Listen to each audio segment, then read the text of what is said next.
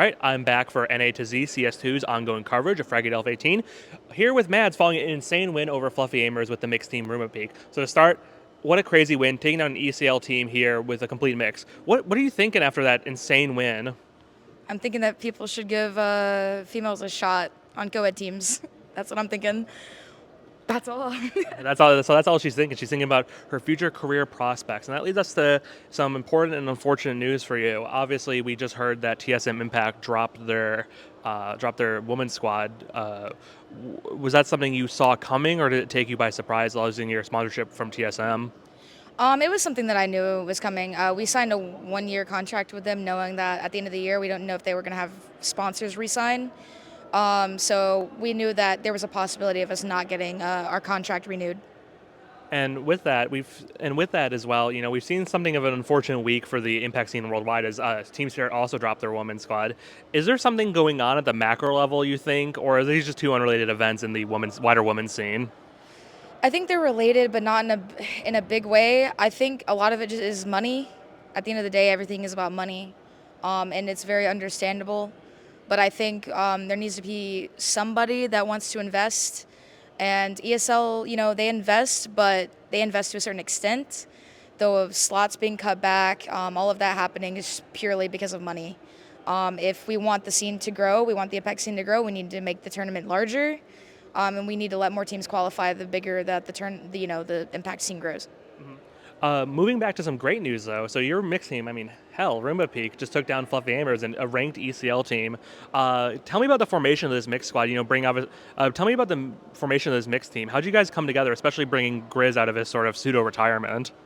Yeah, so I know Jacob reached out to me a while back, said he needed one after I was looking for a team. I actually ended up not replying till maybe a week or so later because I was at ISF. And they still needed one, so I joined without knowing who my fifth was. I actually didn't really know any of them before playing, so we all kind of met while we were here. But yeah, Grizz has been kind of calling, Karn has been calling as well, Luke has been calling. Everybody's kind of been pitching in with IGLing, which is kind of nice. Yeah, everybody's pulling their weight, and it's kind of a very organized pug. That's what I would call it.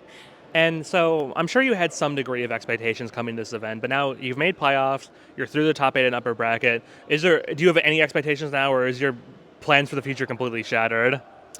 I didn't come to this event with any expectations. I kind of just wanted to showcase what I can do. And I met great people along the way, like my teammates. And, they're also phenomenal players. So I think I just go day by day, just like I always do, and I do my best every day. Now, we mentioned, obviously TSM Impact folding, and you did put out a looking for team tweet. Now, I think you uniquely among the players in the NA women's scene have uniquely shown your willingness to come to these local lands, mix with anyone, especially play in mixed gender teams. Does that give us any insight into your future as a player? What are you looking for next in your career? Yeah, so obviously I want to play in Impact, but I think that I am extremely capable of playing in co-ed Counter-Strike. I've showcased my skills, and I think coming to these events shows you that I'm available. This game is my life. I put everything I have into it, and I think I could be a great addition to any advanced or ECL roster even. Is that something you want to advertise? Obviously, you've been at the top of the NA Impact scene, playing with the likes of, CLG Red, FlyQuest Red, and then with TSM and Shimmer before they were signed, of course. But what's your priority? Is this your advertisement right here to play for a co-ed team? Is that where you want people to focus when they're reaching out? Yeah, for sure. My goal was always to make co-ed Counter-Strike a reality. I didn't always want to just play Impact. Female CS is great, but I think that there are females out there that could be amazing on co-ed teams. And I think that coming to these events, I want people to understand and witness that it's possible, and that there are people out there like myself that are capable of pulling their own weight.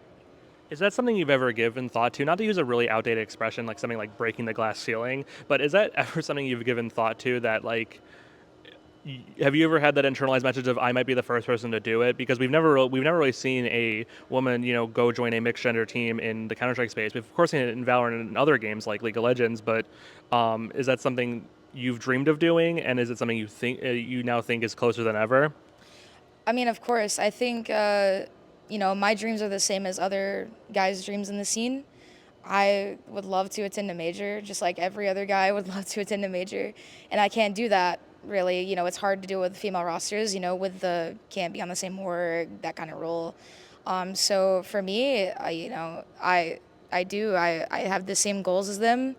My dream of doing it, I wouldn't say it was a dream, but it was a dream of mine to be a difference maker in some sort of way to, help other people around me. And if I can help the female scene and I can help the co-ed scene grow, then that's what I'm here for. We've seen a lot of progress being made in the impact scene with players like you, of course, and players like Empathy, who have shown they can frag at a high level. What do you think is like the biggest roadblock for a woman to make a breakthrough? Is it something systemic? Is it something is it something systemic? Is it something practical? What's the biggest hurdle we need to overcome in CS to maybe make progress forward, like we've seen in Valorant with a player like Fluorescent recently signing for Apex? I think a lot of it comes down to mentality and having the willingness to teach them. Like, I had a lot of great teachers. I played with a lot of guys coming up. Goose Breeder obviously was a great learning tool and person. Flashy, getting to learn from somebody who's literally lifted a major trophy is incredible. Navi's psychologist, I've worked with her. She's lifted the major trophy. Being able to have the resources to learn is to me a big thing. It's resources. And now, we would say, of course, losing the sponsorship of TSM Impact is bad news, but with this result now, does it help you recontextualize heading into 2025? How are you feeling about the upcoming year in the Counter-Strike world? I'm feeling hopeful. I definitely it sucked with the TSM thing, but my whole thing is if it's meant to be, it's meant to be. And if I have something bigger for me waiting on the other side, then what's going to happen for me is going to happen. And in closing, you're going to be back in action tomorrow, heading into the top 8 of the upper bracket. I actually don't have any idea who you're playing, but so she's taking on another juggernaut of the NA scene tomorrow. How are you feeling about that match, ROOMBA Peek versus Boss? I mean, I'm just excited to play. I'm just here to play Counter-Strike, man. Like, seriously, I love Counter-Strike. I love it. It's just my passion. All right, so that is Marissa Mnmzzz. That's Mnmzzz, right? And she's going to be taking on Boss tomorrow. Fantastic performance today, and I'm sure we'll see more of you in the women's scene and the mixed scene to come. Thank you so much for your time. Thank you.